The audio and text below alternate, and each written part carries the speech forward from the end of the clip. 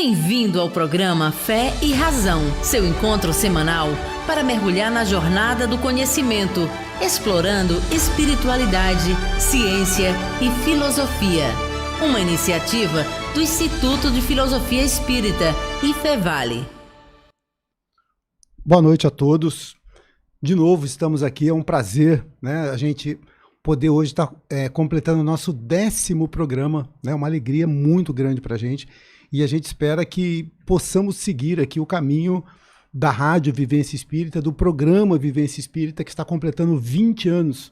Né? Então, tomara que a gente possa aí, né, ficar aqui muito tempo conversando com vocês sobre assuntos tão interessantes como o que nós vamos conversar hoje, né? E que a gente possa esclarecer uma porção de coisas, não que nós tenhamos todas as respostas, mas que a filosofia espírita, devagarinho vão colocando aí, né, uma porção de questionamentos e a gente vai tentando, através das discussões, responder, né, devagarinho cada um desses questionamentos para que a gente possa sempre sair daqui um pouquinho maiores do que quando a gente chegou. O nosso convidado dessa noite é o Daniel Freire Gomes, conhecido lá da Colmeia, Paulo de Tarso, toda hora eu troco o nome, desculpe, lá do Paulo de Tarso, né? Uma pessoa muito querida, muito amada por todos aqueles que conhecem a casa, né? Quando a gente vai lá no Paulo de Tarso, sempre somos muito bem recebidos e a gente está tendo o prazer hoje de receber o Daniel aqui com a gente, que é formado em Ciência da Computação e é dirigente de escolas de aprendizes lá no Paulo de Tarso. Boa noite, Daniel. Muito obrigado por ter aceito o nosso convite. Boa noite, Carlos. Boa noite a todo mundo aqui, né? O Custódio, o Pedro, o Ricardo, pessoas que a gente conhece aí do meio espírita e hoje a gente tem o prazer de estar aqui do lado. Boa noite a todo mundo que está aí de casa, acompanhando, assistindo, que a gente consiga endereçar aí algumas das dúvidas e conversar sobre o tema para construir esse conhecimento conjunto. Boa noite, Antônio Custódio, tudo bem com você? Eu continuo bem. Boa noite a todos que estão aí nos assistindo. Obrigado pela presença do outro lado. Faz muito bem para nós. Pessoal do chat aí que já estão preparando as perguntas, que serão bem-vindas as perguntas e a gente vai tentar aqui as respostas. Tem um pessoal aqui que sabe tudo. O Ricardo sabe, o Carlos sabe, Pedro, então. E agora trouxemos um convidado que sabe mais do que todos nós juntos, o Daniel. Portanto, podem fazer pergunta à vontade aí, que nós estamos aqui preparadíssimos. Boa noite, Ricardo Melo. Tudo bom, Ricardo? Boa noite, Carlos, amigos de bancada, a todos aí que estão em casa assistindo o programa, no chat. A gente convida vocês, então, a participarem, perguntas, comentários, né? E a gente fica muito feliz de poder ter esse espaço que o Vivência nos dá para uma troca de assuntos, temas relevantes. E o de hoje, conhecimento em ação, é um tema muito relevante, né? Porque na doutrina espírita nós somos incentivados ao conhecimento, mas sem a prática de nada adianta, né? Então nós vamos trabalhar essa questão aqui com a ajuda do nosso amigo Daniel, colega de muitos anos aí, companheiro de doutrina. Muito feliz de estar aqui. Obrigado. Eu vou voltar aqui pro Daniel, eu vou pedir para você, Daniel, falar de novo. O pessoal gostou tanto e eu fiquei tão nervoso com a sua presença aqui que eu esqueci de ligar o áudio seu. Então eu vou pedir para você de novo dar o seu boa noite aí, que o pessoal tá bravo aqui no chat falando que o seu som não ouviu a sua voz. Por gentileza, Daniel. Então, mais uma vez, boa noite. Obrigado aí, Carlos, pelo convite. Todo mundo, o Custódio, o Ricardo, o Pedro, o pessoal que está acompanhando de casa. É uma alegria muito grande estar aqui hoje para a gente conversar e construir esse conhecimento juntos, né? E sempre nesse ambiente fraterno, nessa troca que acrescenta para todo mundo. Obrigado. Obrigado você, Daniel. Pedro Chagas, boa noite. Tudo bem com você? Boa noite, tudo bem, tranquilo. Mentira, né? Dia corrido, tudo, mas a gente sempre está muito feliz de estar aqui novamente, junto com os amigos aqui, Custódio, Ricardo, Daniel hoje, Carlão aqui tomando conta aí, comandando aí pra gente.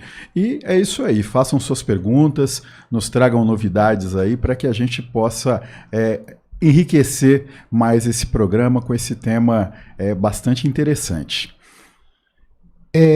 Antes de começar, eu vou pedir então rapidamente para o Pedro fazer uma breve preparação para a gente, Pedro, para que a gente possa então botar fogo aqui na conversa. Por gentileza.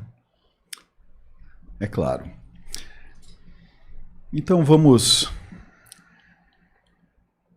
nos concentrando, nos preparando, recebendo essa inspiração que recebemos de nossos mentores, nossos guardiões, dos filósofos de todos os tempos que vêm aqui nos auxiliar, porque não é muito fácil, não.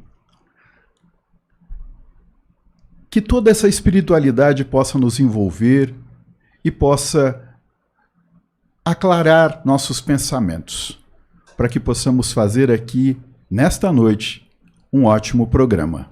E para começar, para que a gente possa fazer, eu trago aqui uma frase, né, do Emmanuel, psicografia do nosso querido Chico: cumpre os deveres que te cabem e receberás os direitos que te esperam.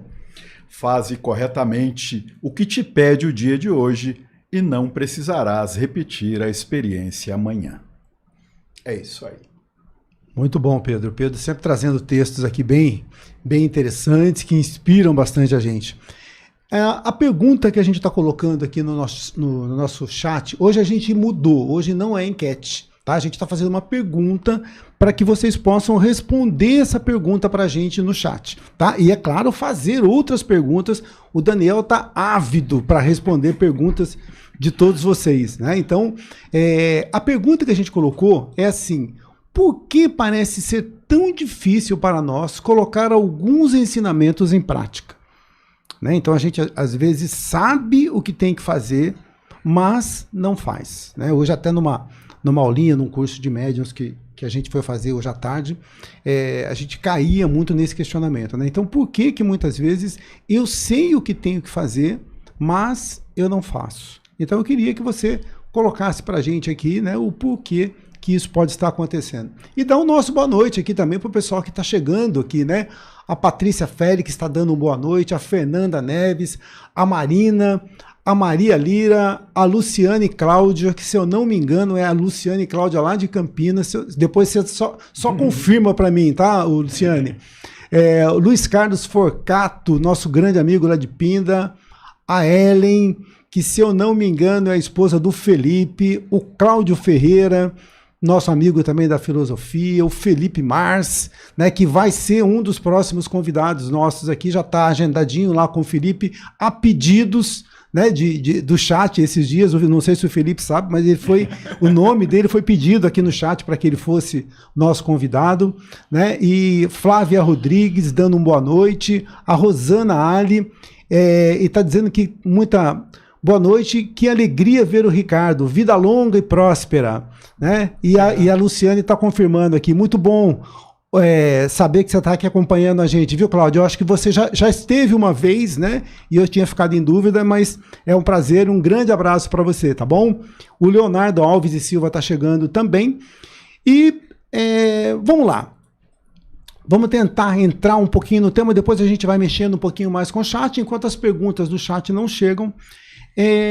Uma das coisas que a gente sempre colocou aqui, e o que o tema vem chamando hoje, então, como que é? Conhecimento em ação, o caminho da evolução espiritual.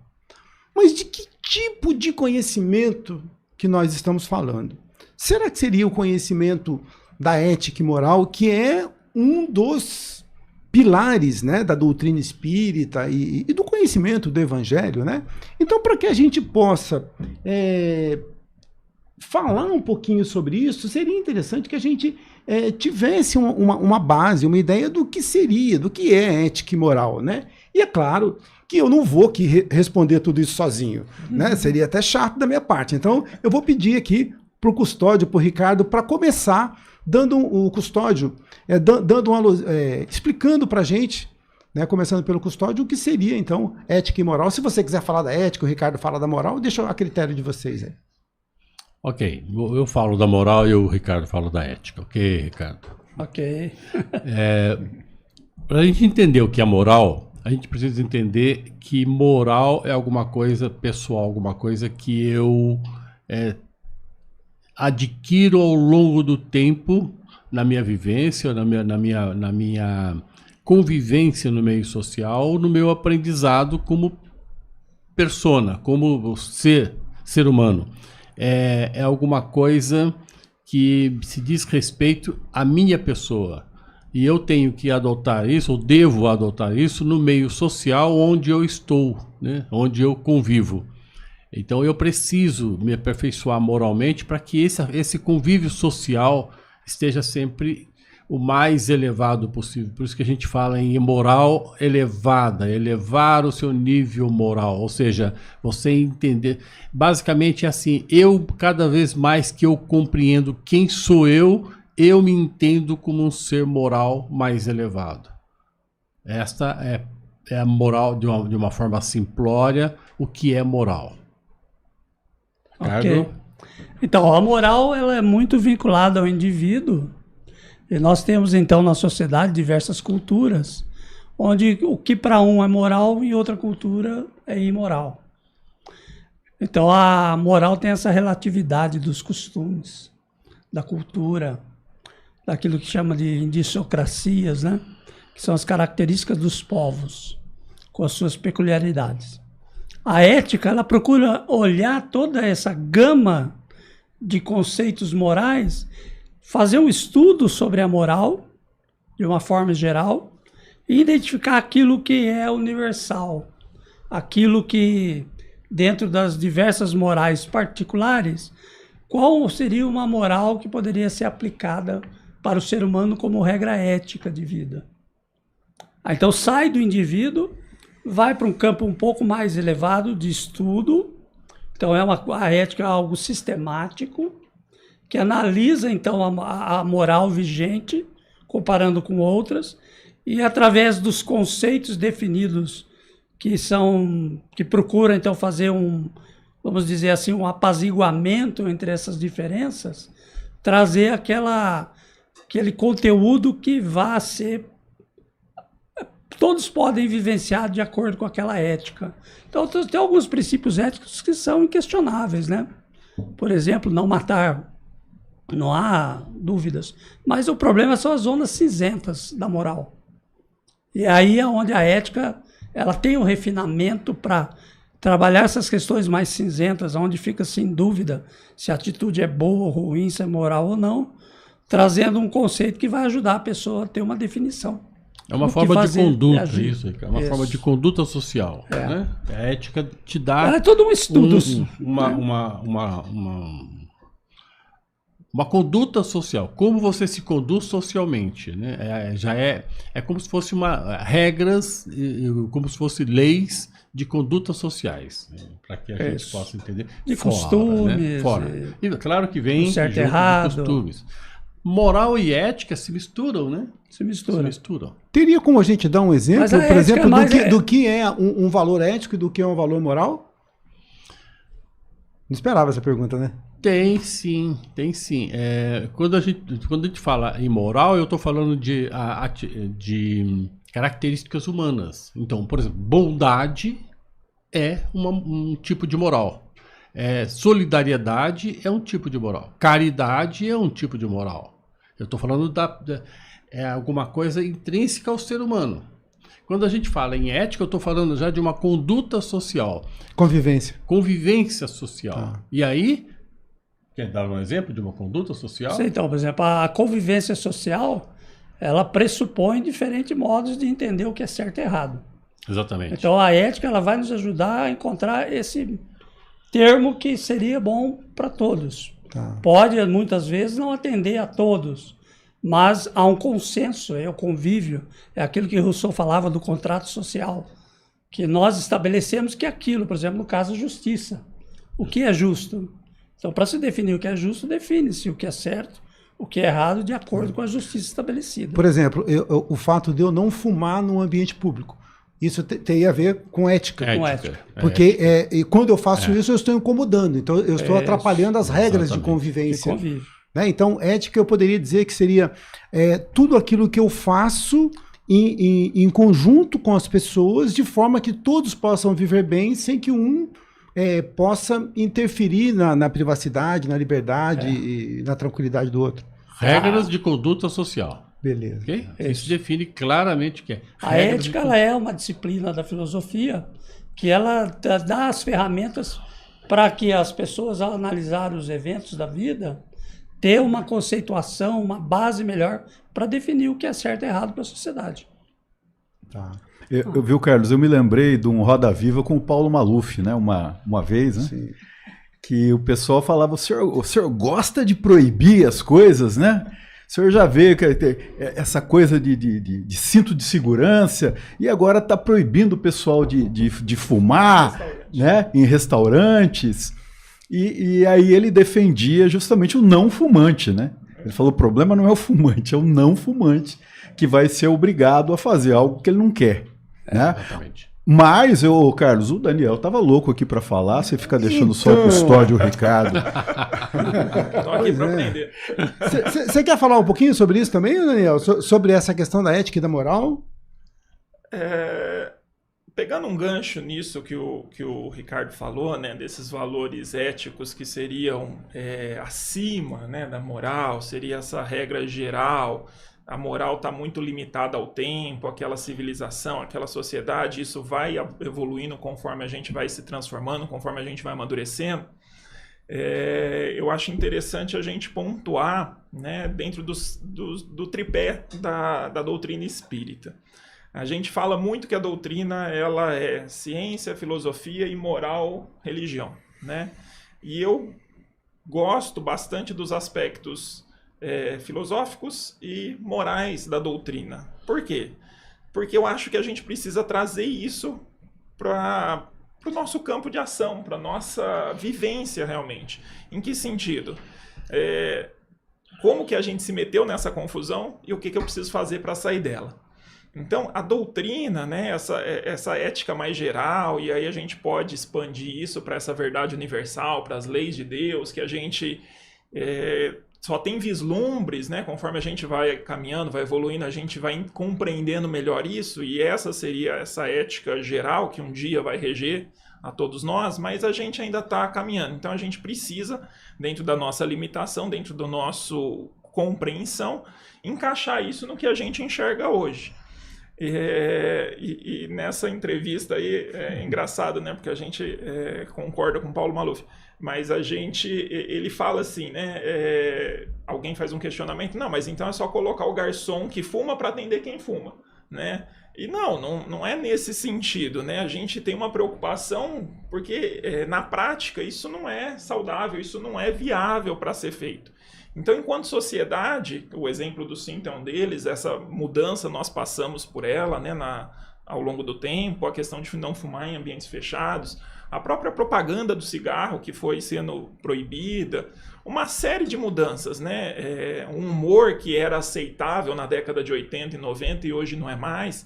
Então, olha como em pouco tempo, no nosso tempo de vida, a gente consegue observar essa mudança moral da nossa sociedade, se aproximando um pouco mais dessa ética universal, desses valores que a gente busca enquanto indivíduo, né? Mas a gente vai falar um pouco mais sobre isso, mas nesse sentido de, realmente, a gente está sempre nessa busca, né, da moral e se aproximando e se encaixando cada vez mais nessa ética universal, que são os valores comuns a nós enquanto indivíduos, né? E aí a gente extrapola para as leis de Deus, para as leis divinas, que é o que abarca toda a criação e que a gente está sempre caminhando nessa direção.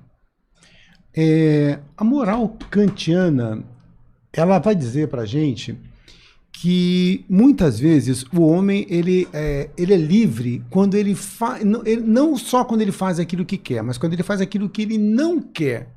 Né? Isso aí foi uma fala até do professor Clóvis de Barros, né? Será que isso teria a ver com ética e moral? O que será que o Kant quer dizer com isso, Daniel? Você consegue traduzir isso para a gente ou não? Vamos tentar. Então, de novo, trazendo essa reflexão para o que a gente enxerga, né? E aí, a beleza do que eu vejo dessa verdade universal. Porque se esse ensinamento está vindo de diversos pontos e ele é convergente nesse sentido, Kardec nos diz, né, que a gente avalia isso através da razão e a gente pode trazer isso para o nosso conjunto de valores, porque essa informação ela chegou de lugares distintos, de tempos distintos, e elas são convergentes no que elas se aplicam. Então, eu vi esse trechinho também da entrevista do Clóvis de Barros, né, e ele explica nesse sentido que quando a gente não está sujeito, quando a gente não é refém, ou a gente não abraça todas as nossas inclinações, os nossos instintos, a gente consegue, né, ser livre. Por quê? Porque a gente consegue avaliar as nossas ações, avaliar os nossos atos através do conhecimento, através da razão.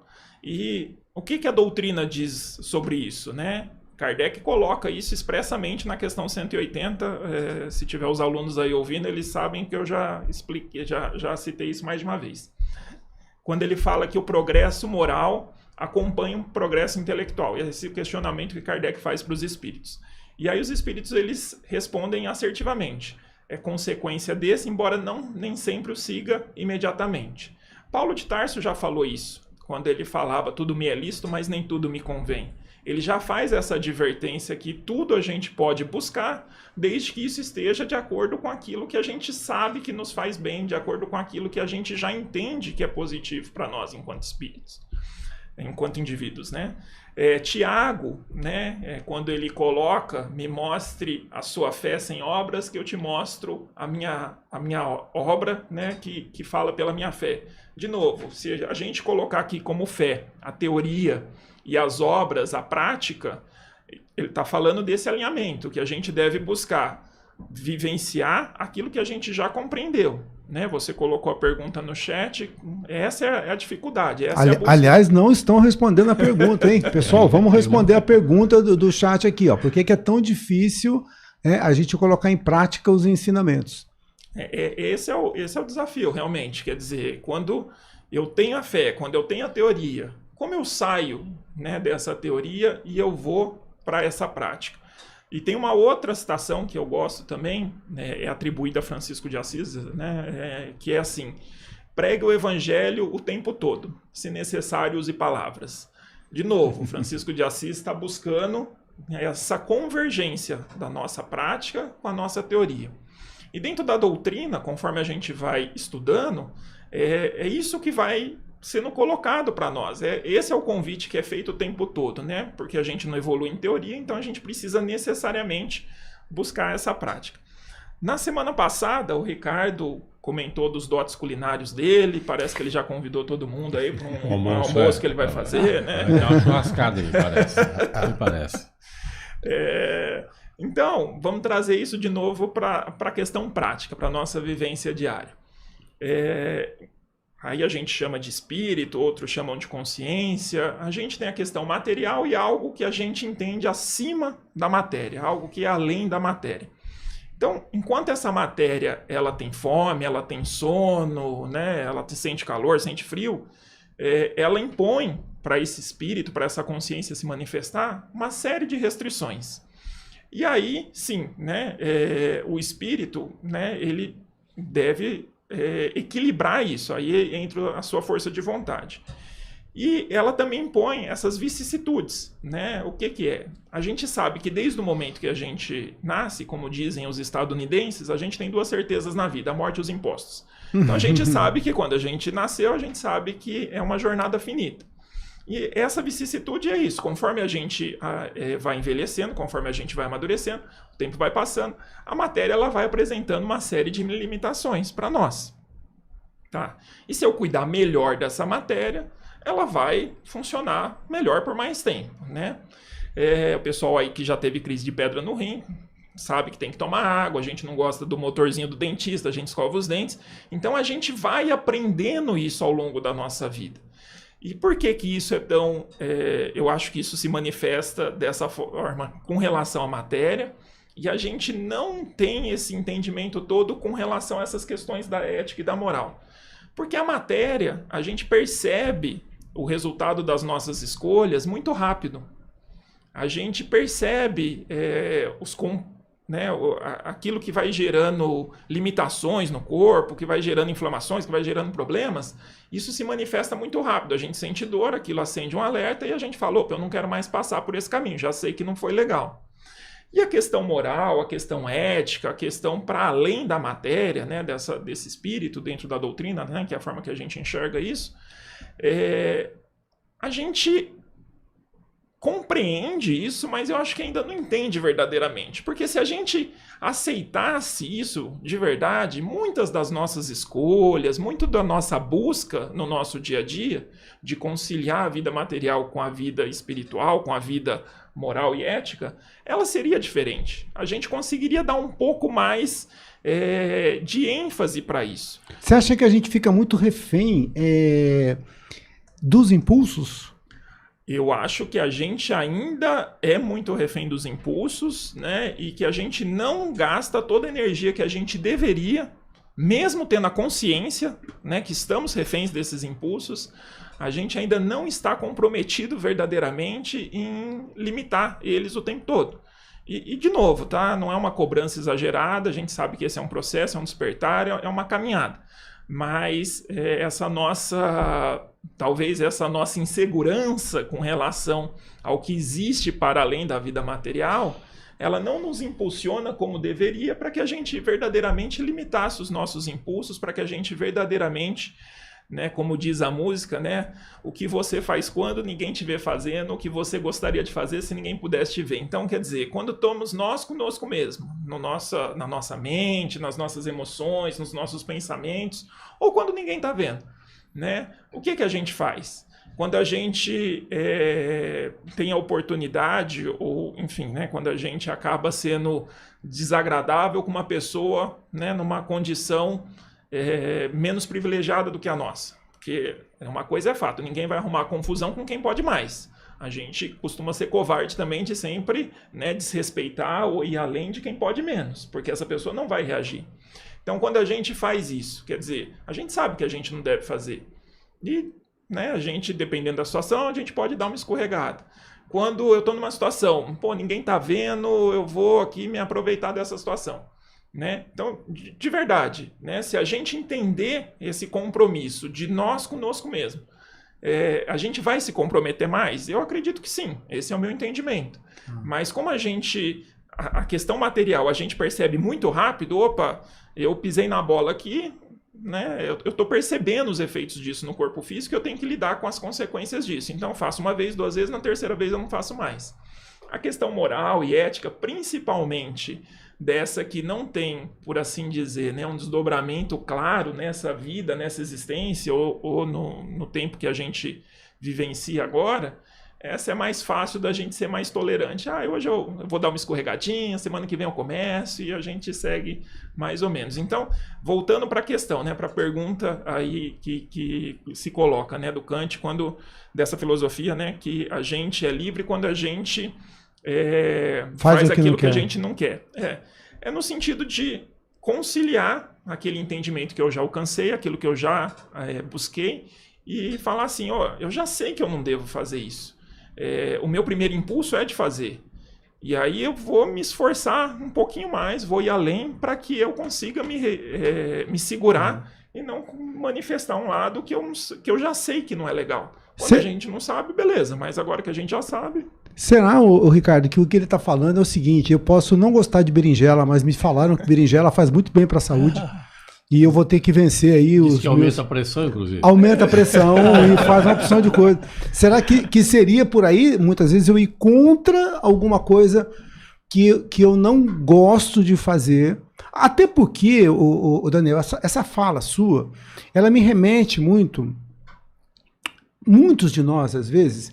você vai ao médico e ele fala assim, você tem que comer um alimento saudável. Aí a pessoa fala assim, eu não gosto. Você tem... Deixa eu botar a câmera em mim aqui para as pessoas me verem que eu tô... eu não gosto.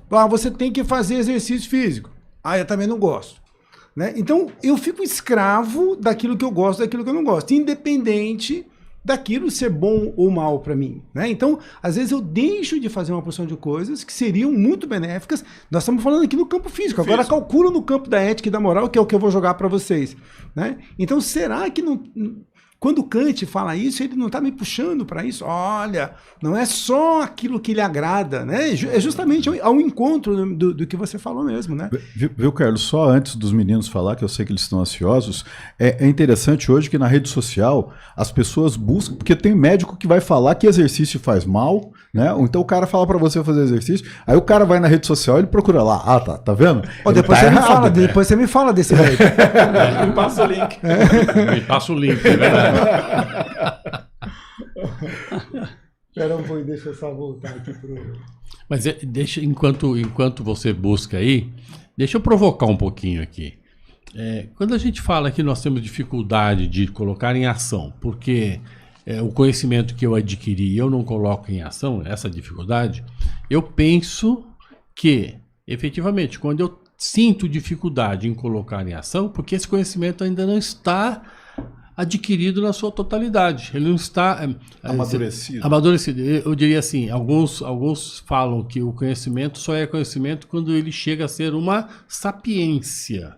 Ou seja, o ser se torna um sábio.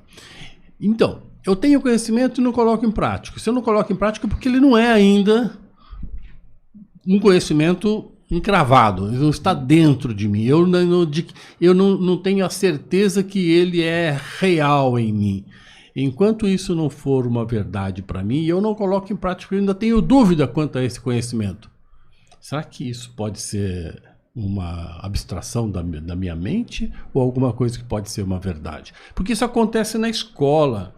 Vamos lá, se remete lá no grupo escolar, no ginásio. Eu sou antigo, tá? Eu sou do tempo do ginásio. Colégio, ensino médio, ensino fundamental. Hoje, ok, você já é mais jovem, né? Você está muito mais jovem. Mas na escola, a professora passava no quadro negro, hoje não existe mais, o dever para a gente escrever ali, enquanto aula, e depois ela passava o que para você fazer em casa? Tarefa. E ao longo do mês, lá no fim, tinha o que chamado de exame, prova. Você tinha que se certificar que esse conhecimento que você adquiriu ao longo deste mês estava firme em você, que senão você não passa na prova e não passa de ano. Gostando ou não. Gostando ou não, exatamente. Quando a gente fala em conhecimento para aquisição, no sentido de evolução espiritual, esse conhecimento não há prova, eu não preciso passar um exame. Porque é uma coisa individual, uma coisa que depende exclusivamente de mim. E eu sou um ser humano dotado de perspicácia, no sentido de fuga. Eu não quero isto, porque isso me dá trabalho, me gasta energia. Então, embora eu tenha o conhecimento, ele não está ainda enraizado em mim, e eu deixo ele levemente de lado e deixo o meu crescimento espiritual, minha evolução espiritual, deixa para a próxima vida, deixa para a semana que vem, para o ano que vem, e a gente vai enrolando assim. E esse conhecimento precisa realmente estar grudado em você. Dizem que um conhecimento, para estar dentro de você completamente, por exemplo, eu vou aprender música. Para você ser um músico, demanda 10.000 horas de estudos e prática para ser músico. Vamos lá, para eu ter um processo de evolução espiritual condizente com o mesmo processo para ser músico, eu preciso de 10.000 horas de estudo e prática. Para me tornar um sábio em música ou um sábio no conhecimento de crescimento espiritual. Eu penso desta forma. Por isso a dificuldade, não de todos, mas a minha também. Eu não estou livre dessa dificuldade. Porque não é fácil, não é fácil. Eu sei, a gente lê, a gente discute, a gente bate papo, a gente briga com a gente mesmo em algumas atitudes que a gente tem lá no dia a dia, lá no nosso laboratório, o melhor laboratório do mundo, é aquele que nós estamos vivendo no meio social, e a gente desliza, escorrega. No começo começa a doer a consciência, faz, puta, não devia ter feito isso, mas eu fiz. Porque ainda o conhecimento não está encalacrado em mim, não está travado em mim. Ricardo. Então, a questão do conhecimento espiritual é uma das mais difíceis Porque o conhecimento comum, a gente fala em senso comum, depois fala em senso crítico, o conhecimento das coisas que nos cercam, das coisas materiais, eles são bastante objetivos, né? Então, você domina um determinado conhecimento, uma tecnologia, e você consegue manipular aquilo e obter resultados. E os resultados validam a teoria. Agora, quando você parte para o conhecimento espiritual, nós estamos falando daquilo que na filosofia a gente chama de objeto inevidente, que é o espírito. Então, nós somos um ser espiritual, que tem necessidades espirituais e tem uma consciência que acusa. É aí onde entra a questão da ética e da moral. Então, aquilo que a gente faz, nós não somos como os animais, que os animais podem matar pela sobrevivência e não tem nenhum problema, drama de consciência com relação a isso. O ser humano, mais frio que seja, alguma coisa na consciência pega, mesmo que ele não confesse isso. Então, ali já está, nesse momento, instigando a consciência moral dele. Se ele vai repetir aquilo ou não, se ele vai se endurecer com relação àquilo. Então, uma maneira de se fugir do conhecimento e não ter o trabalho de fazer a transformação, a evolução espiritual, é você negá-la. Então, uma das coisas até que fala assim, que nas questões de Deus, nas coisas espirituais, divinas, o maior inimigo não é o conhecimento ou a racionalidade dos conceitos. É a emoção, é o sentimento que você tem que superar de pessoas que não querem aquilo para o cabedal de conhecimento que ela tem. Ela quer ter um conhecimento prático do mundo objetivo. E se ele já é difícil, eu vou colocar mais um elemento que complique, então eu preciso saber se realmente esse elemento vai me trazer o quê? Como é que eu valido ele na vida, na prática? E aí eu recomendo a pessoa ir começando nos princípios básicos, entender o que é o espírito, quais suas características, quais são os dons. O que são esses dons espirituais que a gente deve buscar? Qual é esse conhecimento? Qual é esse conhecimento que eu, enquanto espírito, levo ele para uma outra vida? Então, aí, na medida que eu entendo a importância desses valores, passo a ter uma interpretação positiva, me dá motivação para incluí-los na realidade. E aí entra o último momento, que é o da prática. Porque, por exemplo, a gente pode fazer 1000 discursos sobre o amor, mas se você não vivenciar o amor na prática, você nunca vai saber o que é o amor. Por melhores que sejam as descrições que Paulo Apóstolo nos trouxe, Gandhi, entre outros, né, Khalil Gibran fala do amor de uma forma belíssima. Mas se a gente não coloca em prática, você não consegue validar o que está no campo mental. Então é preciso, primeiro o campo mental é a porta de entrada, é preciso descer para o sentir, para ir causar. E aí realizando você valida, isso volta para você, alimenta o sentimento como positivo, e realimenta aquele conhecimento que você vai, então, procurar conhecer ainda mais aquilo que você já sabe que funciona de uma certa forma. Ou seja, eu só aprendi de verdade quando eu estou praticando, né? Agora aprendi, né? Acho que sintetizando aquilo que vocês disseram, né? Às vezes a teoria, o discurso é uma coisa, mas é mais ou menos aquela ideia. Meu filho não deve estar me ouvindo nessa hora, ele deve estar jogando, meu caçula. Deus queira que não. Deus queira que não, né? Então, assim, você já arrumou o seu quarto? Não, eu sei o que eu tenho que fazer. Aí você entra no quarto, tá bagunçado. Né? É claro que deve ser só o meu que faz isso, né? Não imagino que outros façam. Né? Então eu falo, mas se você sabe, mas não fez, você não sabe. Perfeito. Né? Então, imagina para quantas coisas, né? A gente às vezes vai lá, aprende, e às vezes nós todos aqui que somos expositores, hoje mesmo uma moça falou para mim de algo que ela ouviu numa palestra que eu fiz há um bom tempo. E muitas vezes aquilo que ela falou que aprendeu numa palestra da gente, a gente se pergunta, mas será que eu aprendi também? Né? Legal, ela aprendeu, mas será que eu aprendi?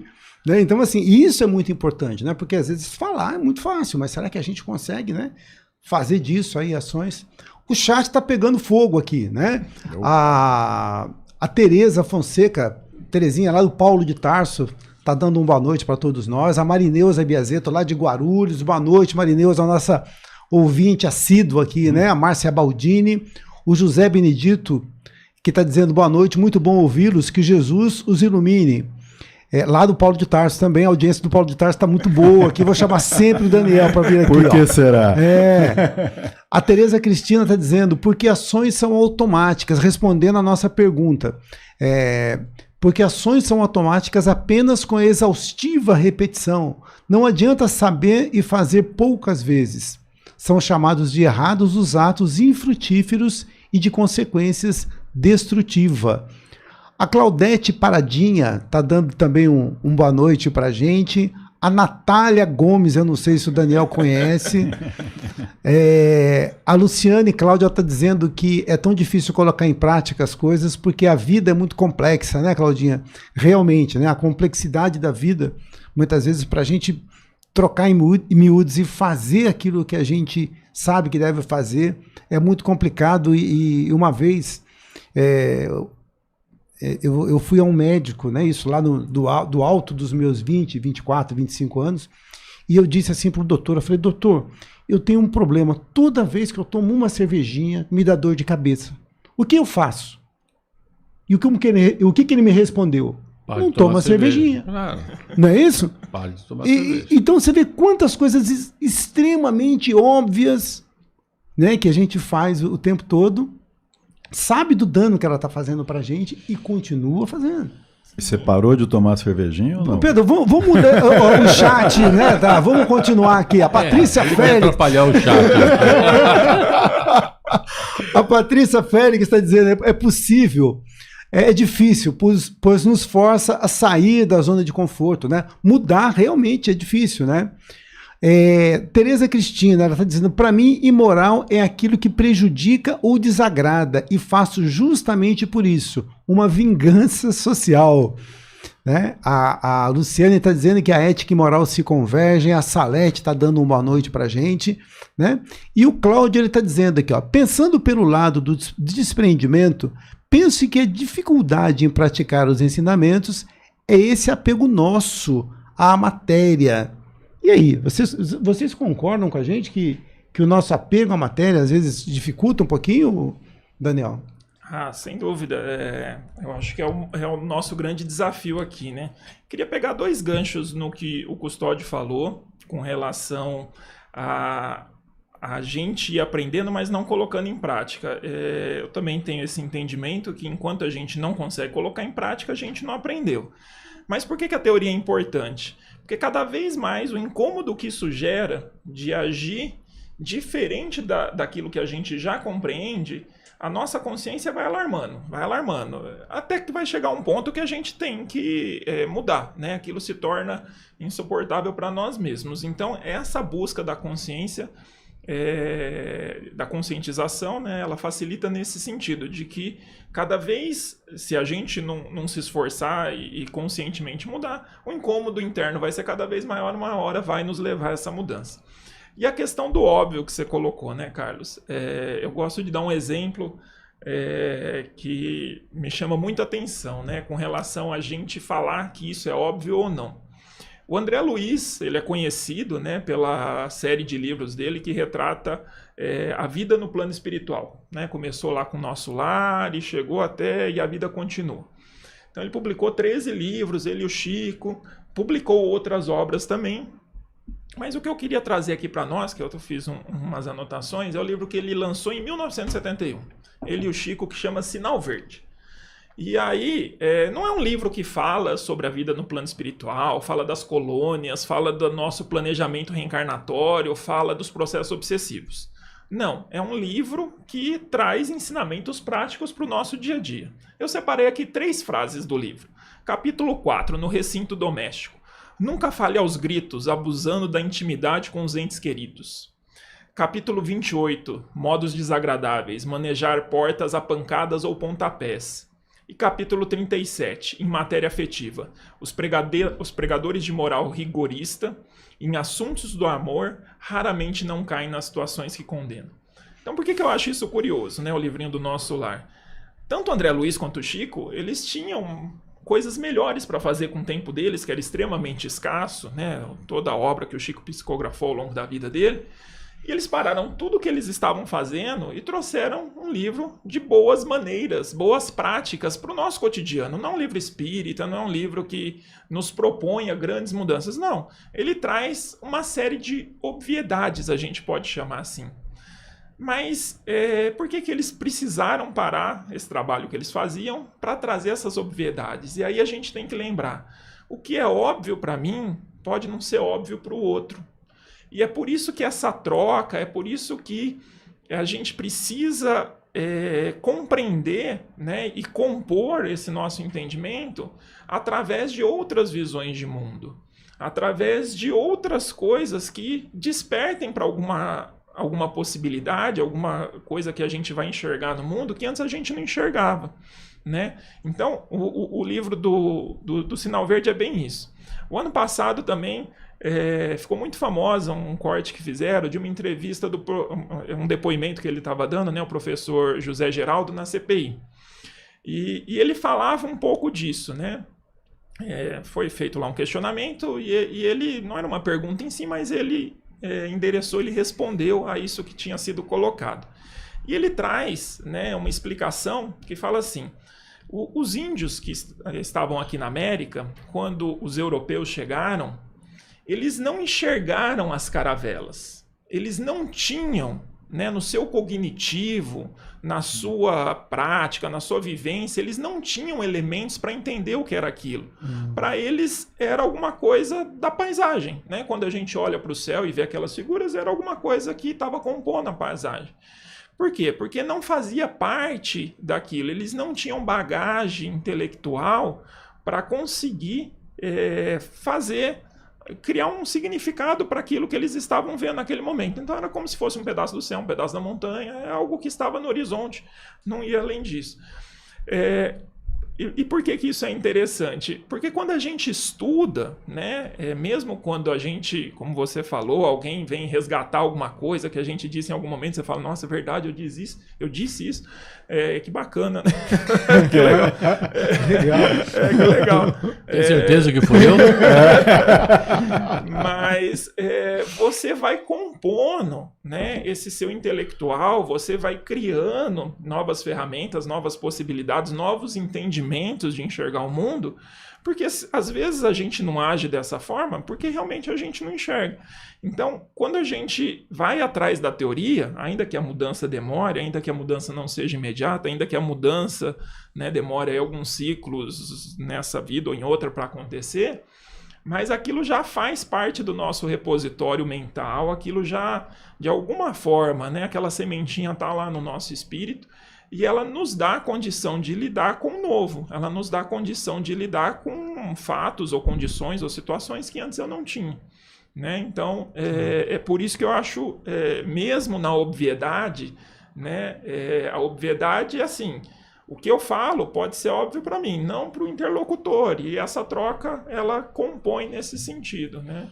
Então, eu acho que era importante colocar isso daí também, eu acho que agrega aí na nossa conversa. Sim. O Pedro tá louco para falar, pode falar, Pedro. Não, a gente tinha comentado aqui, ó, nem sempre aquilo que eu falo é o que o outro ouve. Sim. Né? Sim. E aproveitando aqui o gancho que o Daniel falou sobre as obras, né? A gente de André Luiz, essa parceria de André Luiz com o Chico, a gente vai ter agora dia 25, né? A estreia de Os Mensageiros, nosso Lá 2 aí, que seria, então, no capítulo 11 dos Mensageiros, a gente vai ter o encontro do André Luiz com Bellarmino, né? Que é um doutrinador que fez toda uma preparação lá, né? Quer dizer, se a gente colocar essa coisa da teoria, né? Ele fez toda a preparação para que ele viesse aqui ao plano dos encarnados e auxiliasse os novos médiums. E no final das contas, ele acabou fazendo o contrário.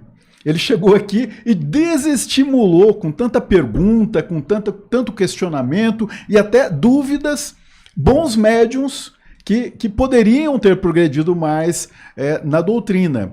E aí ele volta muito triste, tudo, e fica ali naquela situação. Só que quando o instrutor vai falar com ele, vai falar para ele, fica tranquilo, porque 90% daqueles que descem em tarefa lá acabam falhando. Não é para a gente desanimar, viu, pessoal? É para a gente quebrar, vamos quebrar esse número aí, vamos aumentar isso aí. Passar para 89. Pode falar. Não, exatamente. Não, exatamente. Com relação ao conhecimento, quando a gente pensa no conhecimento espiritual, né? E a gente tem aí o Evangelho, a grande referência, né? E nós vemos que Jesus, o Evangelho é pregado, falado, cantado em verso e prosa. Só que a prática, né? Se a gente for imaginar, como alguns dizem, que Jesus vai voltar, vamos dizer que ele volte hoje, ele saiu aqui como um mestre e deixou os seus ensinos. Todo mestre, quando volta a encontrar os ex-alunos, o que ele quer saber? Será que aprenderam? Mas Será depois, que né, Ricardo? praticando? Depois, né, Ricardo? Porque na época mesmo ali, a coisa... Então, o que nós vamos encontrar? Um Jesus decepcionado. Para ele não vale a louvação, a adoração. Não adianta colocar a imagem dele num pedestal se a gente não segue o que ele ensina. É a mesma coisa de eu estar negando tudo aquilo que foi o propósito da vinda dele. Então, assim, é por isso que existe esse paradoxo na nossa sociedade. Falamos muito em religião, falamos muito em espiritualidade, mas ainda na prática... Então, aquelas duas asas que Emmanuel fala, né, do conhecimento, está bem asas de águia. Agora, na parte moral e ética, asa de pardalzinho. Agora, imagina uma ave que voa com a asa imensa de um lado e a outra pequenininha. Que tipo de voo que vai ser isso? Asa né? de galinha, né? Vai andar só aquele rasante. Mas quando a gente fala em crescimento espiritual, ou quando a gente fala em evolução espiritual, nós temos que entender claramente que nós somos seres materiais. Até podemos dizer assim, seres materialistas, muito materialistas. A gente pensa muito com a matéria, excessivamente com a matéria e muito pouco com o espírito. Ou seja, eu privilegio muito mais a matéria, com abundância, e privilegio muito pouco o espírito. Essa contradição, né, entre você usar o teu tempo, o teu conhecimento, as tuas obras em prol da matéria e não em prol do espírito, é o que vai fazer uma diferença no seu processo evolutivo, né? E o que eu quero fazer? Uma evolução material ou uma evolução espiritual? É uma pergunta que cada um tem que fazer para si, né? Cada vez que eu penso em evolução espiritual. E o que é evolução espiritual? Que tipo de obra eu tenho que fazer para que a minha evolução espiritual progrida? Que tipo de obra? O que eu tenho que absolutamente fazer? E aí a gente começa a fazer algumas comparações, né? Outro dia eu estava fazendo uma preleção e aí eu toquei nesse assunto que achei interessante. As comparações que nós fazemos no nosso dia a dia com outras pessoas que a gente convive, né? E a gente faz análise. Eu gosto da palavra análise e é normal a gente analisar outros seres que estão próximos de nós. Não julgamento, mas análise. Análise é bom. Comparações ou não? Comparações, análise. Tá. Eu estou analisando a pessoa naquilo que ela é, não julgando, mas analisando. E com que eu analiso? Com o que eu analiso? Com o conhecimento que eu tenho em mim. Está limitado. O meu conhecimento está limitado. É com este conhecimento limitado que eu analiso o outro. E eu critico. Ou simplesmente analiso. A minha análise pode servir para que eu tenha ele como referência ou não. Referência de como não fazer ou uma referência de como fazer. Depende do que eu estou analisando. Nossa, que atitude legal. Pô, não tinha pensado nesta ação, né? E você pode adquirir conhecimento a partir de uma ação de um ser que possa provavelmente estar mais evoluído que você. Provavelmente. Isso a gente não consegue medir. Nós não temos, já falamos aqui, né, numa medida de evolução. Evoluímetro, não é isso? Nós falamos? Evoluímetro. Seria bom se tivesse, a gente ia morrer de vergonha, né? Se tivesse um negócio desse. Pode ser. A gente não tem ainda. O Custódio... Mas nós temos percepções, né? Você está dizendo, por exemplo, um pouco, pelo que eu pude entender, do relativismo, né? Então, por exemplo, o Protágoras que vai falar, o homem é a medida de todas as coisas. Né? Então, eu avalio muito você de acordo com a minha régua. Né? Eu achei muito interessante o que o Daniel falou das caravelas. Então, para mim, aquilo não representava um perigo. Para o índio não representava, para o nativo, né? Aquilo não era um perigo, porque ele não conhecia aquilo. Então, quantas coisas que representam um perigo na minha evolução, mas que eu não consigo identificar. Né? E aí eu não vejo dessa maneira. Né? Então, me falta conhecimento. Que me falta conhecimento, exatamente. Então, com relação ao conhecimento, eu queria trazer uma questão que está lá no livro da Gênesis, onde fala do fim dos tempos, fala do envio de Messias. E muitas vezes a vinda dos Messias, lá no livro da Gênesis, vai de encontro até o comum que se pensa de um Messias como uma pessoa mística, ungida. Vai falar que os Messias estão ali em todos os lugares, né? No ambiente da escola, da ciência, da comunidade. São pessoas inspiradas. E lá ele fala que há uma geração que vem com um cabedal de conhecimento de espiritualidade, que é o que a gente está mais precisando. Se a gente, é fato, né? Em termos intelectuais de ciência, a gente está querendo colonizar Marte. Mas não resolvemos os nossos problemas aqui. Então, esse conhecimento que nos falta, e aí a constatação do Custódio é pragmática e é real, sim, que nós vivemos de uma forma materialista. O que está faltando? Conhecimento espiritual. E a gente só não adquire, muitas vezes, mais o conhecimento espiritual por causa desse pragmatismo, né? Isso. A pessoa pergunta para você, mas o que eu ganho indo fazer uma EAE? O que eu ganho fazendo um curso de filosofia espírita? O que eu ganho, não é isso? Sim. Poxa. Mais do que isso, pergunta o que você ganha fazendo o que você faz. Você larga a tua família à noite para fazer isso, você larga a tua família sábado para fazer aquilo. O que você ganha com isso? Aí é uma visão bem... Aí você percebe que a visão do outro é muito mais materialista que a sua. Muito mais. Eu não tenho como explicar para aquele ser o que eu ganho, porque efetivamente eu não ganho nada. Posso pegar um gancho no que o Custódio acabou de falar, né?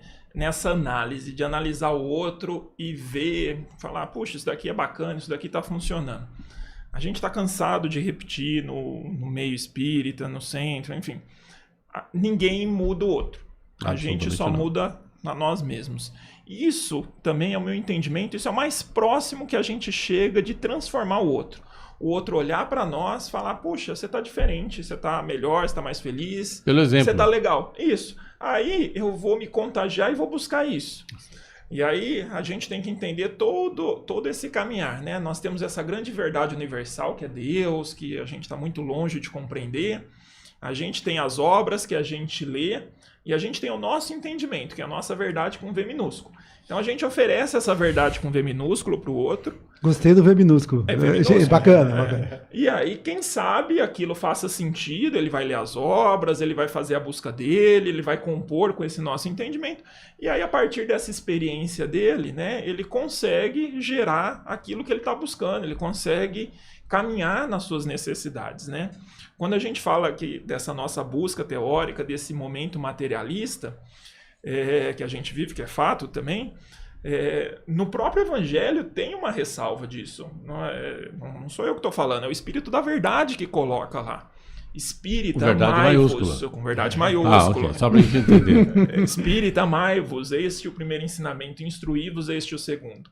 Então ele nos convida à prática, está no imperativo, ele não está lá, convido-os a pensar, não, é imperativo, amai-vos, instruí-vos.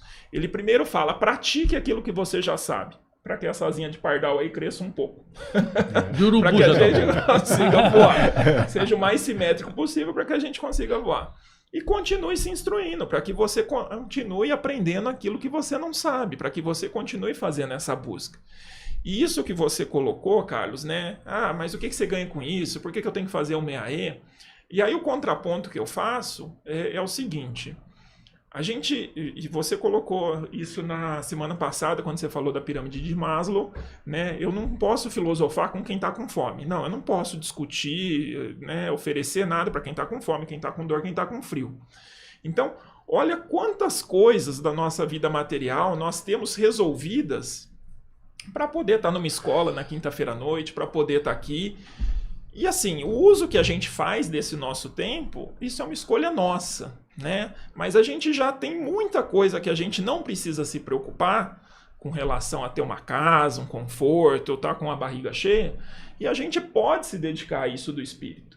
Então, essa nossa responsabilidade, no sentido de que essa busca, não só a busca da teoria, mas a busca da vivência, de aliar essa prática nisso que a gente está tentando, né, entender, ela tem uma responsabilidade ainda maior, porque nos foi ofertado uma condição para que a gente pudesse fazer isso. Quem está preocupado em ganhar o pão de amanhã não vai conseguir fazer isso. Ele tem outras preocupações, ele né, tá com outras dificuldades no momento. Então, eu sempre, né, faço esse contraponto também, quer dizer, olha quanta chance que nos é oferecido para que a gente possa se dedicar. Olha que desperdício se a gente voltar para lá e 90% não consegue. Olha que desperdício se a gente voltar e não voltar com nada, né? É que ele falou amai-vos e instruí-vos, só que o pessoal entendeu armai-vos e destruí-vos. Pode ser. Então, é esse o problema. É a tradução que está usando. E aquela história que o Custódio estava falando, né? Que o pessoal, o que eu vou ganhar com isso? E tem muita gente que ainda complementa, né? Eu não faço mal para ninguém. Uhum. Né? Eu não faço mal para ninguém, então já está pago, né? E na pergunta 642, né? Que Kardec vai colocar lá que se não fazer o mal é o suficiente, a espiritualidade vai responder que não, que você tem que utilizar seu tempo para fazer o máximo de bem possível das suas forças. que você possa fazer. Chico dizia, né? Não basta não fazer o mal, você tem que fazer o bem. Quer dizer, esse imperativo do você tem que fazer o bem significa assim, não basta que eu seja bonzinho no sentido de não praticar a maldade com os outros ou com as pessoas que estão no meu entorno. Eu tenho que praticar a minha caridade, aquilo que eu tenho em mim, com os outros. A prática da caridade, que é tão difícil de fazer, tanto quanto o amor que o Ricardo agora há pouco estava dizendo. Que a gente não consegue entender o que é caridade, tanto quanto o amor, porque nós não conseguimos colocar isso em prática no nosso dia a dia. Quando a gente fala em caridade, todo mundo pensa na cesta básica, né? Para entregar na casa espírita para suprir a fome de alguns. Não deixa de ser caridade, mas não é esta caridade da qual nós estamos falando efetivamente. Ela vai muito além. Uma cesta básica é a superfície da caridade. Estamos trabalhando na superficialidade da caridade. Válida, mas nós temos que nos aprofundar na caridade. Ela é muito mais potente, muito mais,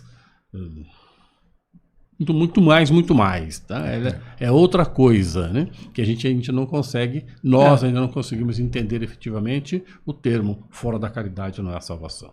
Eu vi um pastor falando a seguinte coisa, né? Quando a gente recebe um rico em casa, a gente prepara o melhor prato, deixa a casa toda arrumadinha, o melhor.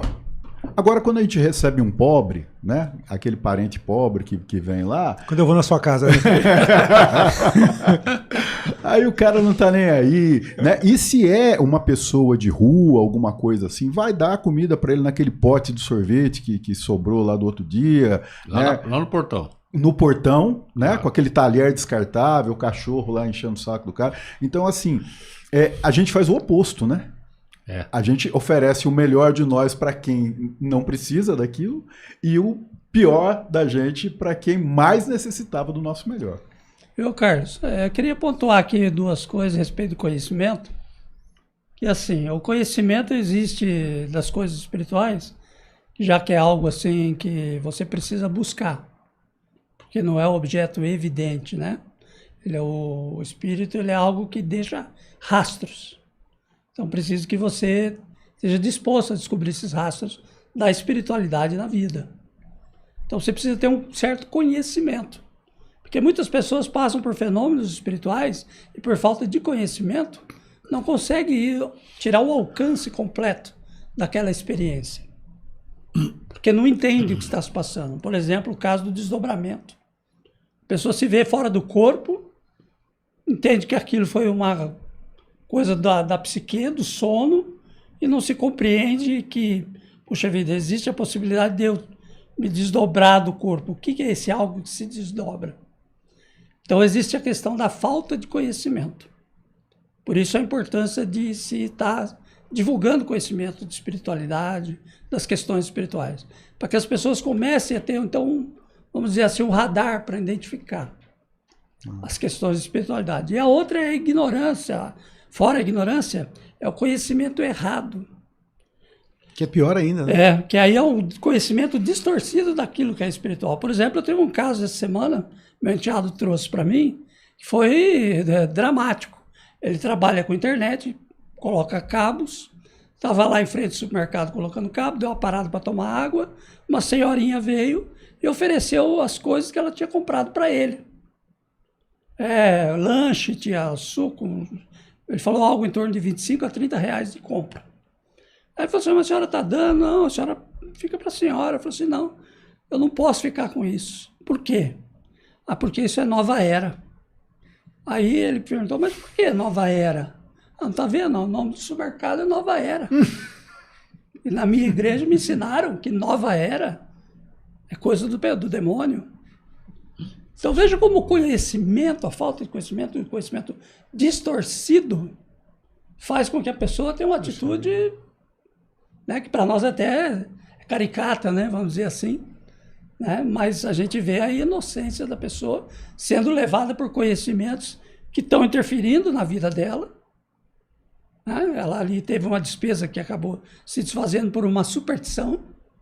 Eu entendo isso como uma superstição que está no meio religioso. E, infelizmente, o meio religioso está aí, traz muito misticismo e superstição.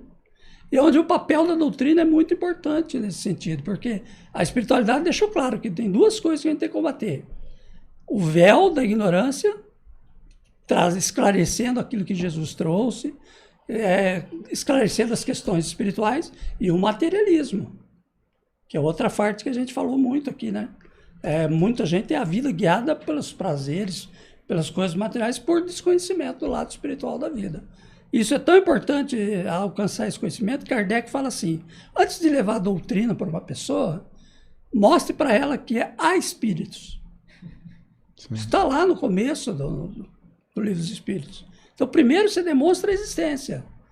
Então, aí onde entra todo o conceitual espiritualista, espírita, as obras básicas, elas dão consistência para isso, que é algo vago, difuso para muita gente.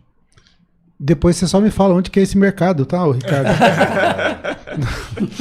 Você vai ficar em frente lá de plantão. O Antônio Bessa, ele falou que chegou atrasado, mas que tá assistindo lá e acelerado, né, Bessa? Boa noite para você.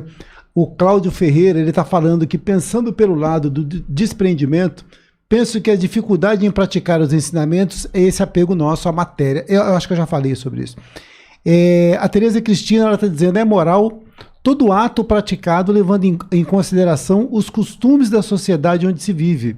Fazer o que gostaríamos que nos fizessem, né? Eu acho que ela estava respondendo aquele início, né, que nós colocamos lá. O Antônio Bessa, ele está dizendo...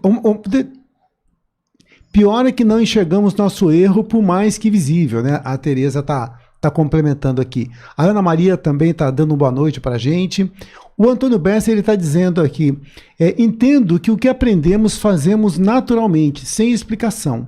O esquecimento entre as encarnações é justamente para avaliar o que realmente aprendemos e fazemos naturalmente, como não matar.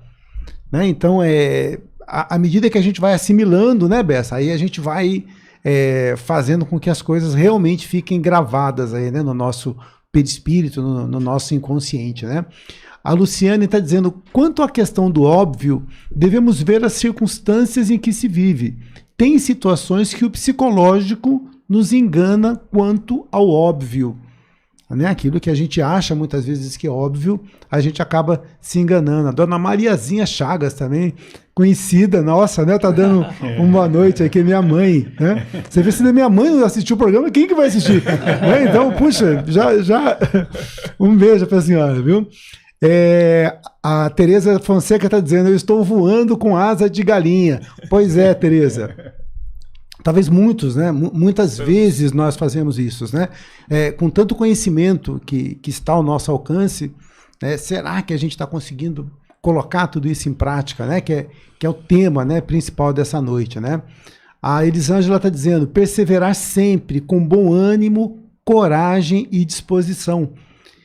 O Marcelo Pimentel, o Marcelão, ele está dizendo, a evolução espiritual se dá quando deixamos de usar a nossa própria régua para usar a régua que o mestre nos deixou em sua passagem pelo mundo material, antes de reagir, perguntar o que Jesus faria. E isso é interessante o que ele coloca, né? Na verdade, o que um homem com uma moral elevada faria no meu lugar? Então, eu penso que essa talvez sejam perguntas interessantes para a gente colocar em questionamento, né? O que você acha disso? Eu vou colocar de voltar de novo aqui para o Daniel. O que você acha, Daniel? Perdão, a gente sempre se perguntar, né? Em todas as atitudes que a gente vai ter, o que faria Jesus no meu lugar? Ou o que faria aquele que já tem uma moral mais elevada, né? Aquela moral kantiana, né? Eu acho que entra muito nisso que a gente está conversando, né? De a partir da teoria, né? De refletir segundo como eu devo agir. Quando a gente for confrontado com as situações concretas, a gente buscar agir, né? A gente refletir, segurar esse nosso primeiro impulso, né? E agir de acordo com isso que é o nosso entendimento hoje. Ele está longe de ser o entendimento final, ele vai mudar ao longo dessa existência, ao longo de outras, mas o que a gente tem de melhor para oferecer para o outro nesse momento é isso. Então a gente vai, a partir do que a gente já caminhou, né? Tentar colocar isso. E entra muito aí a questão do respeito a essas diferenças, né? O respeito, a gente fala muito de empatia, de se colocar no lugar do outro, mas a gente não tem a vivência do outro, a gente não sabe os sentimentos do outro, mas é respeitar o outro na sua diferença, né? De entender, quando foi citado aqui, né? Fora da caridade não há salvação. Qual é o sentido da palavra caridade? Lá no Livro dos Espíritos, tu coloca o BIP, né? Benevolência, indulgência e perdão. Quer dizer, é sair de nós mesmos, vencer o nosso egoísmo e ir em direção ao outro. É mais do que a caridade moral. O Boberg fala isso. No nosso atual estágio, o que a gente tem para oferecer para o outro é um pouco do nosso supérfluo. Ninguém aqui está numa condição espiritual de dar o que vai lhe fazer falta, né? Estamos longe lá da parábola do óbolo da viúva. A gente dá um pouquinho do nosso supérfluo, mas mesmo dentro dessa nossa condição, a gente tem como sim doar um pouco do nosso tempo, dar um pouco da nossa atenção, vencer um pouco do nosso egoísmo, perdoar quando o livre-arbítrio do outro trombar com a gente, porque isso vai acontecer, é um monte de livre-arbítrio andando solto aí pelo mundo, esses choques vão ocorrer, e para que a gente tenha uma convivência, aí entra nesse questionamento que você fez, o que eu tenho de oferecer de melhor, né? Muito longe do que Jesus vai fazer, né? Mas o que eu tenho de oferecer de melhor? E também pegando um gancho no que você falou, né, Pedro? Quer dizer, tem algumas coisas que a gente já entendeu, né, que a gente não precisa mais ficar preso, né?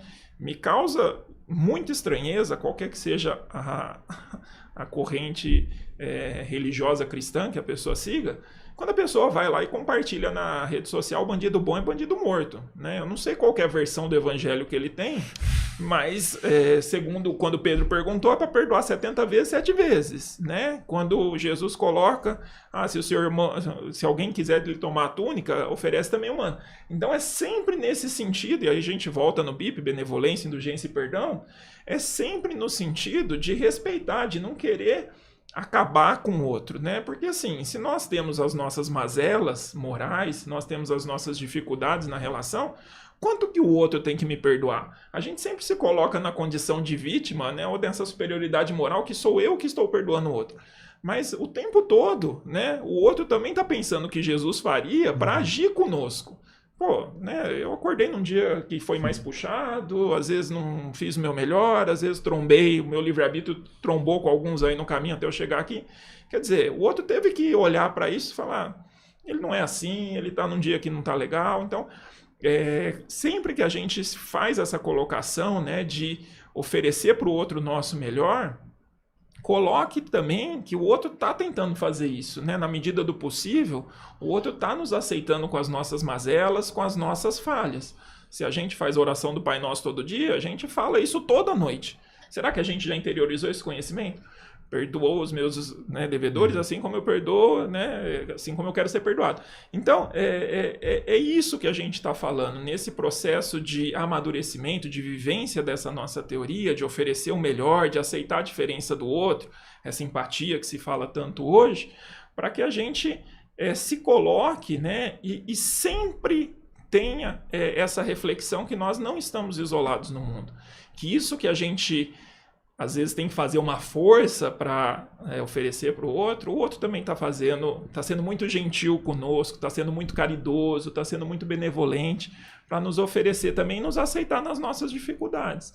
Então, sem dúvida, né, pensar o que Jesus faria, pensar o que a gente já entendeu da doutrina espírita, pensar, né, nas reflexões do Evangelho, e antes de, pelo menos na questão moral e ética, e antes de tomar as nossas ações, fazer essa reflexão, sem dúvida que a gente tem que fazer. E lembra também que a gente precisa que o outro faça isso por nós o tempo todo.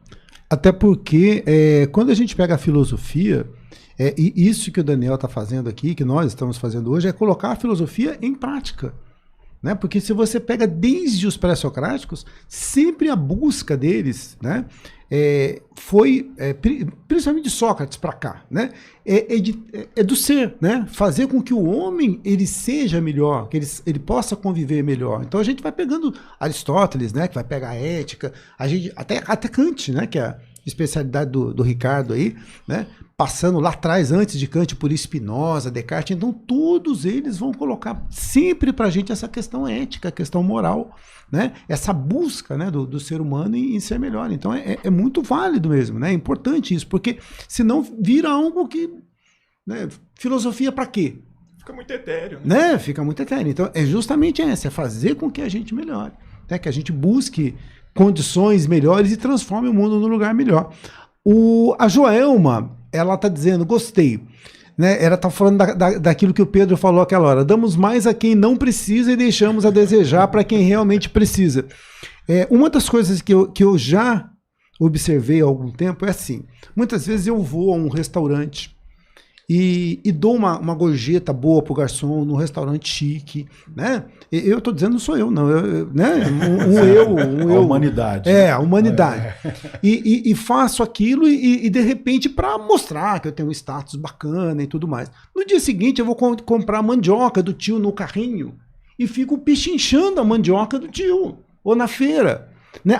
Com aquele indivíduo que muitas vezes tem uma condição social, né, de dificuldade, acordou de manhã e está lá lutando, né, para aquilo, e com ele eu fico pechinchando. E um dinheiro que muitas vezes eu gasto à toa em outros lugares, né? Aí um dia que eu vi isso, nunca mais eu fiquei pechinchando na feira, né? Porque eu acho assim, poxa, a gente às vezes quer tirar de quem não tem, né, e dar mais para quem já tem, né? Então eu acho que são coisas interessantes, né, para a gente refletir um pouquinho. Você precisa aumentar suas gorjetas do garçom também, tá? Além de não pechinchar. Além de não pechinchar, dá mais gorjeta. Você pegou, né, o lado mais fácil. Mas é isso mesmo, Custódio. Muitas vezes a gente, nessa busca, né, em seguir o roteiro, seguir o que as pessoas fazem por aí, a gente às vezes acaba esquecendo do que é óbvio, né? Mas é assim mesmo a atitude das pessoas. Quando você está numa posição socialmente falando, né, mais elevada, você se sente à vontade para ludibriar as outras pessoas ou pechinchar, porque eu tenho poder e você precisa de mim. Então eu posso trabalhar este poder em cima das pessoas mais simples, mais humilde. Quando está invertido, eu sou submisso e agora eu preciso não deixar que o meu orgulho me abasteça. Então eu preciso fazer alguma coisa para me equilibrar aquele que tem o poder, para falar para ele, eu tenho tanto poder quanto você. Na realidade, é só o meu orgulho que não está querendo me catar pelos pés, né? Me pegar pelos pés. Então eu me promovo com uma ilusão de que aquilo está dando certo. Não é verdade, não vai dar certo porque o cara que está lá em cima reconhece a tua ilusão, né? Então fica fácil de ver. Mas isso é normal no nosso meio social. É a filosofia do banqueiro, né? Eu empresto para quem tem e cobro aquele que não tem. Claro. Né? Eu queria reforçar um ponto que é assim da caridade moral, né? O Daniel falou aqui da caridade moral. Quando a gente fala muito em caridade, a gente pensa no gesto caritativo, da doação. A gente falou aqui, né, de dar uma gorjeta. Mas a caridade moral ela pode ser exercida o tempo todo. E deve ser exercida o tempo todo. E todas as pessoas estão em condições de fazer isso. Que uma caridade moral é escutar. Sim. Colocar o seu ouvido à disposição para ouvir uma pessoa que está com dificuldade. Vai no lar de idosos, né, o Ricardo? Só colocar o ouvido lá para sem falar, é só ouvir. Okay? A pessoa não quer Agora, assim, na doutrina espírita, ela tem essa coisa de trazer um conhecimento e aí atendendo até uma promessa de Jesus, porque se fosse suficiente também só a prática do bem, o exercício da caridade, auxiliando as pessoas, os pobres, Jesus não teria feito uma promessa futura de que algumas coisas que ele não conseguiu falar na época, ele viria a esclarecer no futuro.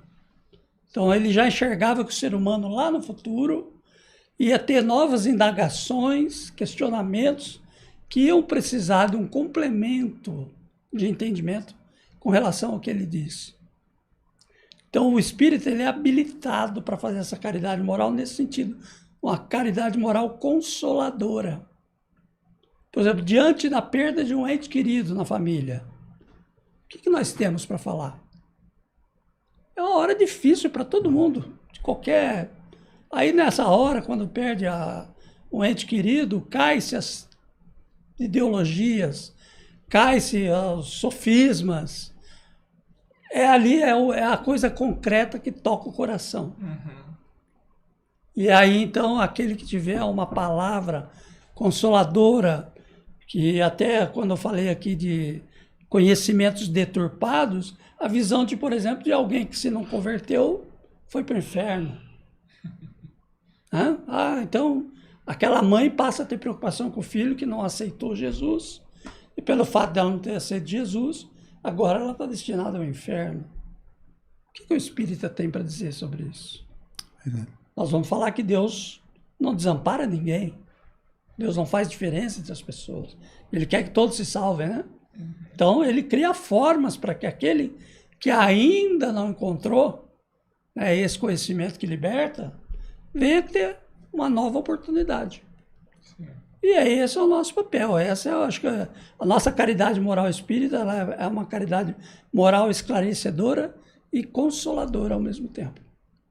E a gente tem que se abrir para isso, porque também não é uma coisa só pessoal. A gente, quanto espírito, a gente sabe que eu tenho minhas limitações para fazer esse consolo. Mas se eu me abro a minha percepção, o meu entendimento, para a intuição, e reconhecendo que nós não fazemos nada sozinhos, nós obtemos resultados melhores. Porque eu estou sendo intuído para falar aquilo que aquela pessoa precisa. Mas é preciso que eu tenha essa assertividade de falar assim. E acho que o Chico ele é sábio quando ele diz assim, toda vez que a gente fala para o outro, pensando no outro, a gente nunca erra. Isso aí, Ricardo. A Maria Lira está dizendo, eu só tenho a agradecer ao nosso irmão maior e grande exemplo, o nosso mestre Jesus. Eu e meu pai somos um. O Antônio Bessa, ele está dizendo para a gente que quando a gente faz algo por conhecimento, não tem o mesmo valor que fazer sem saber o porquê. Né? Justamente que quando a gente faz por conhecimento é porque a gente já aprendeu. A Elisângela está dizendo para vocês não se esquecerem de curtir o programa e se inscrever no canal. Todo dia ela fica brava porque eu esqueço de falar isso para vocês. Então, por favor, curtam e se inscrevam no canal do Vivência Espírita para toda semana vocês serem avisados, né, dos temas, tá? E aí vai, gente. A gente tem, assim, muita gente aqui que está falando, a Rosana, a Tereza Cristina, a Maria Lira, né, que está dizendo que esse negócio de pichinchar é verdade mesmo, né, Maria? Né? A Rosana Ali está dizendo, ainda sobre a pergunta, na verdade, nossa consciência confusa não entendeu ainda. Somos seres espirituais vestidos de carne e nessa confusão priorizamos o material, né? Porque a gente muitas vezes ainda, né, tá meio confuso com tudo isso, né? E aí vai, a Joelma tá dando boa noite pra gente também, e a Tereza finaliza aqui, como Chico Xavier gritando no avião turbulento, socorro, valha-me Deus, né? Lembrando muito mais, você vê até o Chico, né?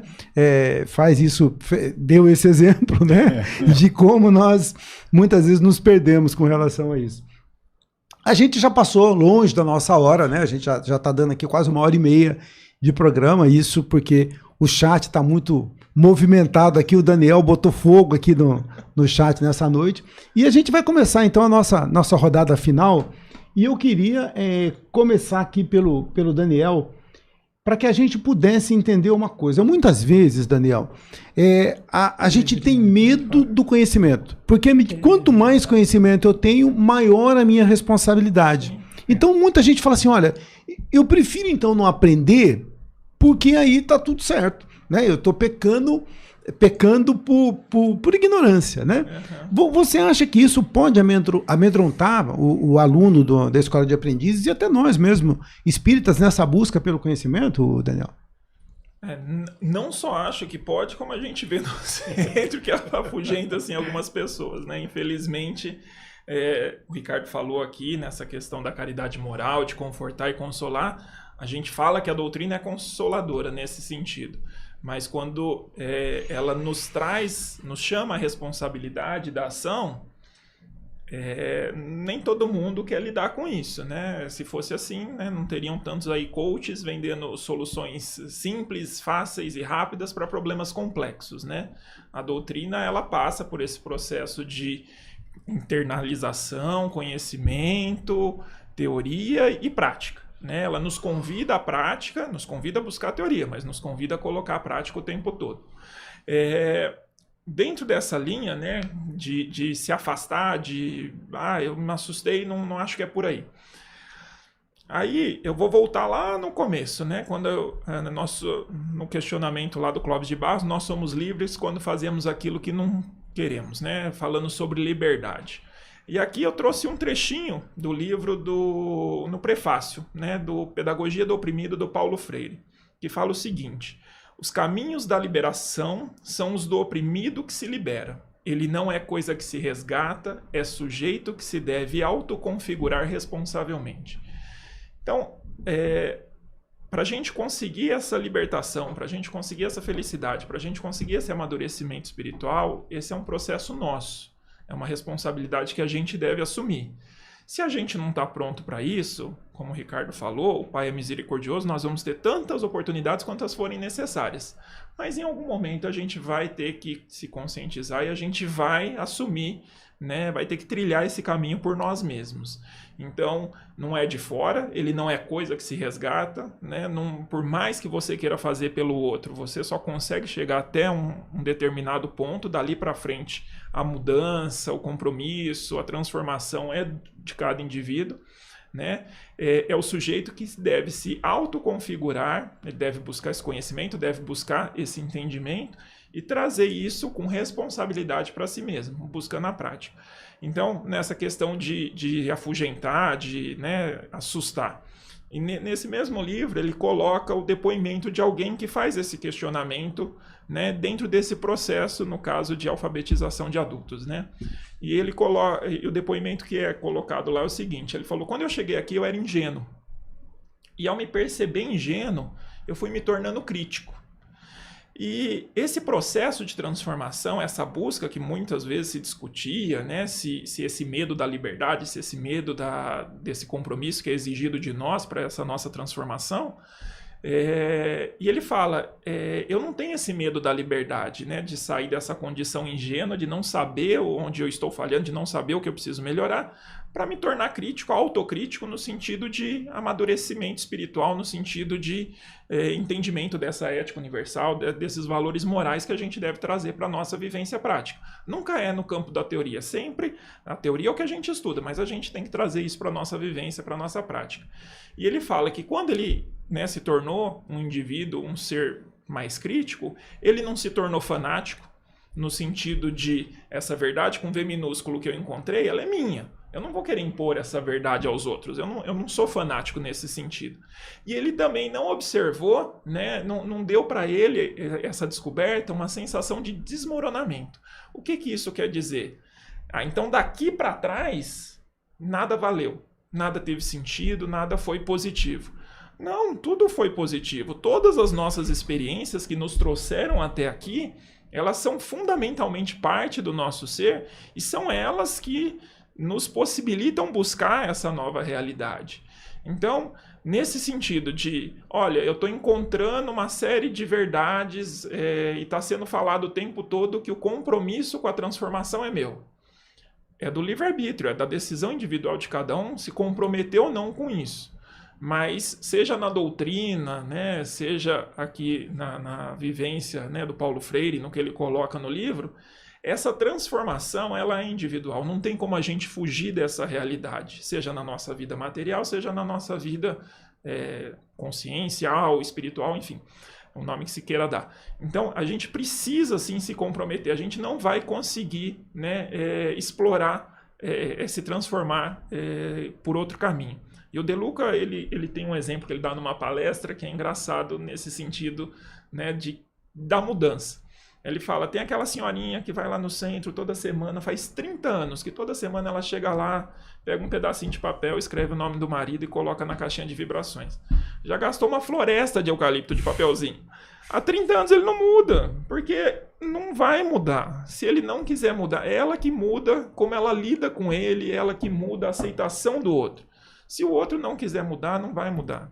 Pode pôr quantos papeizinhos na vibração, pode mudar de centro, pode mudar de religião, pode fazer o que quiser.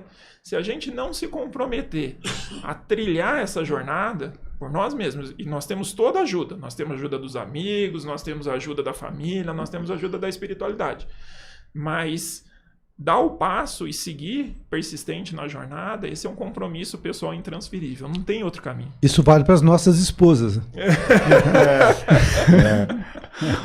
Pedro, o que você tem a dizer? Eu tenho a dizer que a camiseta que o Daniel veio aqui hoje é muito bonita para prestigiar o nosso programa aqui, ó, com todos os filósofos, e já deu para vocês sentirem, né, que na prática a teoria é outra coisa, né? Então, diz que lá em Brasília, numa repartição, tinha um cartaz que era escrito assim, ó, teoria é quando se sabe tudo e nada funciona. Prática é quando tudo funciona e ninguém sabe por quê. Neste recinto, conjugam-se teoria e prática. Nada funciona e ninguém sabe por quê. Gente, boa noite, muito obrigado a todos que estiveram aqui assistindo a gente. E esperamos vocês no próximo programa. E não se esqueçam, dia 25 tem nosso lado 2, os mensageiros. Vamos aí prestigiar, lotando os cinemas. Custódio? Aliás, não, pode ser o Custódio, pode ser. Pode ser. Capitão, não é pode ser. Bom, falamos de conhecimento, falamos de crescimento espiritual. E a gente vai entender que conhecimento e elevação espiritual, ou crescimento espiritual, ou evolução espiritual, demanda um esforço próprio. É coisa de cada um. E por que nós temos uma série de problemas com relação a isso no nosso meio social? Porque algumas religiões dão muito mais facilidades do que nós temos dentro da casa espírita, né? Ou dentro da doutrina espírita, dentro da filosofia espírita. Lá nós dizemos a todos que a responsabilidade total daquilo que você é e será é sua, absolutamente sua. Daquilo que você foi também. O que você foi, o que você é e o que você será é absolutamente sua responsabilidade. Não tem nenhuma desculpa de dizer que fulano de tal te atrapalhou, te ajudou. Não. A responsabilidade é total sua. E você precisa continuar com a sua responsabilidade ao longo do tempo, para que você exerça o teu poder de crescimento espiritual. Demanda um esforço, ou seja, demanda energia. E nós humanos não gostamos de gastar energia, absolutamente não. Então, se eu puder, de alguma forma, atingir qualquer objetivo sem gastar energia, é lá o meu caminhar. E algumas outras doutrinas, outras religiões, dão este caminho ilusoriamente às pessoas, dizendo: me siga que você será um ser melhor. E ele segue o caminho atrás daquele cara que está dizendo: me siga, e ele acredita que isso é o caminho para a sua elevação. Isso atrapalha bem a vida das pessoas, porque em algum momento ela vai ter que despertar. E no despertar, isso vai dar um choque, né? E ela volta novamente à sua reação de crescimento. É isso, a gente precisa estar consciente da nossa responsabilidade. E agora nós temos algumas responsabilidades. Nós que estamos aqui falando com algumas pessoas, no sentido, gosto muito de falar, provocando as pessoas a buscar conhecimento, buscar o seu crescimento espiritual, só provocando, porque nós não vamos alterar a vida de ninguém a partir de agora, e a gente sabe disso, e todos que estão nos ouvindo também sabem disso, mas nós temos uma responsabilidade de realmente continuar provocando as pessoas a buscar lá o seu conhecimento e a sua elevação espiritual, que eu acredito e tenho certeza que todos estão aí imbuídos com o mesmo objetivo que nós que estamos aqui. Tenham todos uma ótima noite e esperamos vocês lá na próxima quinta-feira, exatamente mais ou menos às 20 horas. Ricardo? Então, a gente viu aqui então o conhecimento, a importância dele e a importância ainda maior de se praticar, né? Então, a chamada hoje do programa resume tudo isso, né? Conhecimento em ação. É o conhecimento em ação que traz evolução espiritual. Conhecimento colocado em prática, né? E nesse sentido, só assim rápido aqui, uma frasezinha que está do livro do professor Edilson Santana, Filosofar é Preciso, onde ele traz uma frase de um historiador russo, curtinha. O valor de todo conhecimento está no seu vínculo com as nossas necessidades, as nossas aspirações e ações. De modo diferente, o conhecimento torna-se, se for diferente disso, né? O conhecimento torna-se um simples lastro de memória, capaz apenas, como num navio que navega sem um peso precioso, de diminuir a oscilação da vida cotidiana. Então, a frase desse historiador é muito profunda, né? Conhecimento sem prática é o lastro de memória, só isso. Tá bom? Então, estou muito contente de estar aqui. Um abraço a todos aí no chat. Que a gente possa estar junto no próximo programa. Eu queria agradecer ao Daniel. Daniel, muito obrigado. Foi maravilhoso você estar aqui com a gente. E já estão dizendo aqui no chat que é pra gente chamar você de novo. Tá? Então, com certeza pode ter... Com esse quórum que deu, né? Com esse quórum que deu aqui, a gente vai te chamar outras vezes aqui, que foi muito legal, porque não adianta a gente ficar filosofando se a gente não colocar isso em prática. Né? Então, essa mesmo é a busca, né? Para que a gente possa nos transformar. Né? Estão dizendo aqui que o conhecimento é nosso. Né? Então, eu é que me transformo. Não adianta colocar o nome lá na caixinha, e a Maria está dizendo, né, Maria, que ficou 5 anos que está colocando o nome de alguém na caixinha lá. Eu não vou dizer que é do seu marido, tá? Mas eu acho que é de alguém lá que você está colocando, né? E aqui boa noite para todas essas pessoas que ficaram com a gente até agora, né? A Tereza Fonseca está perguntando se a gente muda para pior. Não muda, né? O espírito não regride, o espírito só evolui. Se eu estou com comportamentos que são abaixo, né, daquilo que eu tinha antes, é porque eu não tinha assimilado. Né? Eu só